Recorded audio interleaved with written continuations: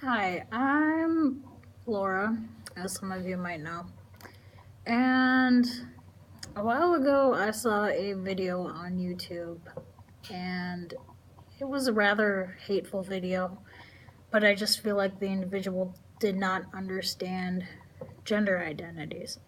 So today I'm going to go through and give a brief uh, definition of some of the gender identities and clarify what gender identities are, what dysphoria is, and just hope to educate some of you on a brief level. So, first of all, dysphoria is a state of unease or generalized dissatisfaction with life.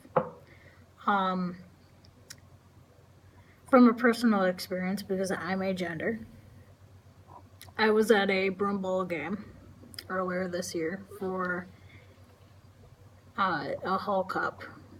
It was a female team versus a male team. Because I'm in a female hall, I'm in the Women in Engineering Hall in Michigan Tech. And I ended up suffering quite a bit of dysphoria because of the fact that it was pretty much boys versus girls. Even though I don't identify as a gender, I'm a gender. Dysphoria is not a fun thing to deal with. I deal with it from time to time in bathrooms as well.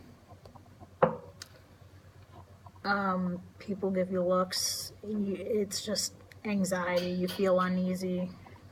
That's pretty much what dysphoria is. As for the term gender identity is one's personal experience of one's own gender. Gender and sex are two different things. And I can look those up.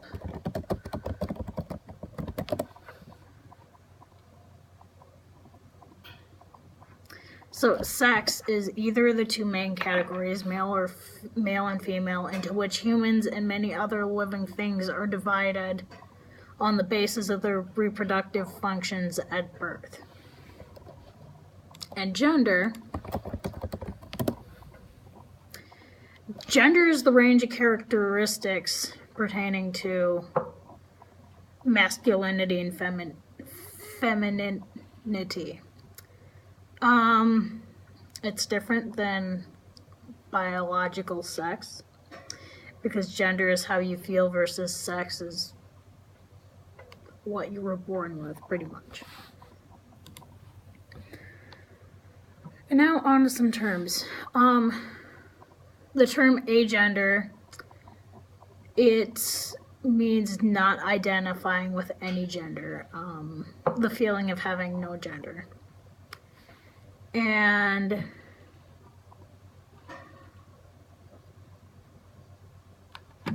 then there is gender fluid, which is referring to a gender identity that changes with time and or situation. So they pretty much, individuals that are gender fluid believe they have days where they feel female and days they feel male. It's very fluid between the two lines. The gender spectrum actually is a whole spectrum. Yes, you have the transgender individuals, but there's more to a spectrum than that. I mean, it is the LGBTQIA plus community for that reason. Genderless is someone who does not have a gender at all. That goes along with gender neutral, which they do not categorize themselves as masculine or feminine. They're kind of androgynous, I guess.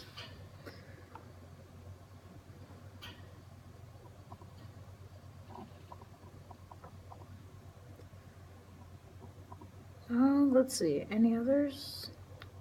And then, of course, the transgender, which is the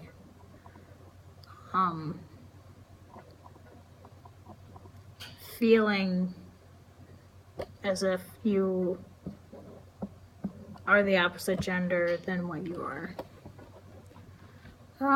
Let's see, there's one other one I'd like to cover here.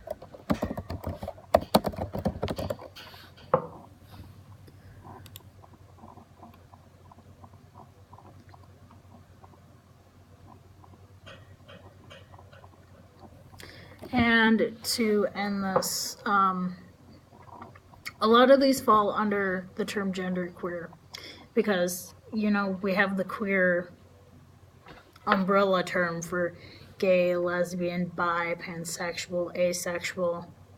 Genderqueer covers all of these that I've listed, the non-binaries, the agenders, the gender neutrals, the bigenders, the gender fluids.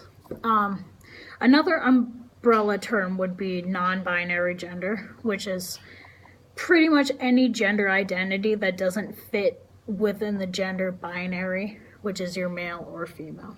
Like I said, this is more of a spectrum. And this is just a short summary. In future videos, I will be going in depth about these different gender identities and different sexual orientation identities. And I will be starting doing videos like this more often, just for the sake of education. I might get some personal stories in here from individuals, get some poetry readings done, but as of right now, I just wanted to address these identities and just give a short summary. Thank you.